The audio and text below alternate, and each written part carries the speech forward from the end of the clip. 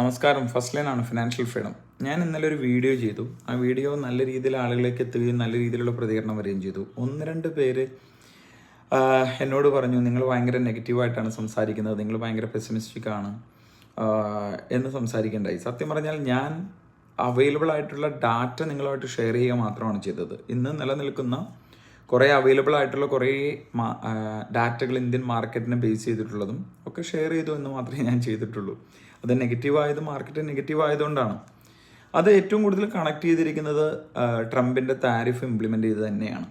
അത് ലോകത്തിലുണ്ടാക്കാൻ പോകുന്ന മാറ്റം എന്ന് പറയുന്നത് ചെറിയ മാറ്റങ്ങളല്ല. അലയൻസിലടക്കം ട്രേഡ് എഗ്രിമെൻറ്റിലടക്കം എല്ലാം മാറ്റം വരുമ്പോൾ അത് ഭീകരമായ രീതിയിൽ ബാധിക്കും. അതെല്ലാ ഗ്ലോബൽ ലെവലിൽ ബാധിക്കും. ഇപ്പോൾ ഗ്ലോബലൈസേഷൻ എന്നുള്ളത് ലോക്കലൈസേഷനിലേക്ക് മാറുന്നൊരവസ്ഥയാണ് ഇപ്പോൾ ഉണ്ടാക്കിക്കൊണ്ടിരിക്കുന്നത്.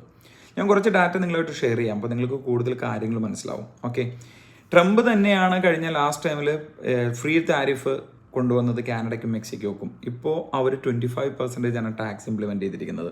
ആ 25% ടാക്സ് ഇംപ്ലിമെൻറ്റ് ചെയ്യുന്നതിൻ്റെ ഒപ്പം തന്നെ ചൈനയ്ക്ക് 20% ടാക്സ് ഇംപ്ലിമെൻറ്റ് ചെയ്തു. കാനഡയിൽ നിന്ന് വരുന്ന എനർജിക്ക് 10% ആയിട്ട് കുറച്ച് വെച്ചിട്ടുണ്ട്. അപ്പോൾ നമ്മൾ മനസ്സിലാക്കേണ്ടത് ഇത് വരുത്താൻ പറ്റുന്ന ഇമ്പാക്റ്റ് എന്താണെന്ന് നമ്മൾ മനസ്സിലാക്കണം. അതായത് മെക്സിക്കോയിലും കാനഡയും ചൈനയും തിരിച്ചും താരിഫ് ഇമ്പോസ് ചെയ്യുന്നുണ്ട്. അപ്പോൾ വരുന്ന മാറ്റം എന്ന് പറയുന്നത് ഏകദേശം ചൈനയിൽ നിന്നും മെക്സിക്കോന്നും, ഇപ്പം മെക്സിക്കോന്ന് ഏകദേശം ഇമ്പോർട്ട് എക്സ്പോർട്ട് എടുത്താൽ അമേരിക്കയ്ക്കുള്ളത് 840 ബില്യനാണ്. കാനഡയിൽ നിന്ന് 762 ബില്യനാണ്. ചൈനയിൽ നിന്നുള്ളത് 583 ബില്യനാണ്. ഇതെന്ന് പറയുന്നത് ഏറ്റവും ടോപ്പ് 3 കോൺട്രിബ്യൂട്ടേഴ്സാണ്. എക്സ്പോർട്ട് ട്രേഡിംഗ് പാർട്ട്ണറാണ് US ആയിട്ടുള്ളത്. അപ്പോൾ അതിൽ വരുത്തുന്ന ഇമ്പാക്റ്റ് ചെറിയ ഇമ്പാക്റ്റ് ആയിരിക്കില്ല. ആ ഇമ്പാക്റ്റ് US ഇൻഫ്ലേഷൻ കൂട്ടും, നല്ല രീതിയിലുള്ള എല്ലാത്തിനും പ്രൈസ് കൂടും. ഇതോടൊപ്പം തന്നെ ഈ 3 രാജ്യത്തും ഈ വ്യത്യാസം വരും. ഇവരെല്ലാവരും ലോക്കൽ പ്രൊഡക്റ്റിലേക്ക് മെക്സിക്കോ മാറാൻ പോകുന്നു എന്ന് പറയുന്നുണ്ട്. അങ്ങനെ കുറേ മാറ്റങ്ങളാണ് വരുന്നത്. അതോടൊപ്പം നമ്മൾ മനസ്സിലാക്കേണ്ട ഒരു കാര്യം എന്ന് വെച്ചാൽ ഏതൊക്കെ ഇൻഡസ്ട്രിയിലാണ് ഈ മാറ്റങ്ങൾ വരുന്നത്. ഏകദേശം US ഇമ്പോർട്ട് ചെയ്യുന്ന ഈ 3 രാജ്യത്തിൽ നിന്ന് മിഷണറി പ്രൊഡക്റ്റ് ആണെങ്കിൽ 521 ബില്യൺ ഇമ്പോർട്ട് ചെയ്യുന്നുണ്ട്. ഇലക്ട്രോണിക്സ് ആണെങ്കിൽ 477 ബില്യൺ ഉണ്ട്.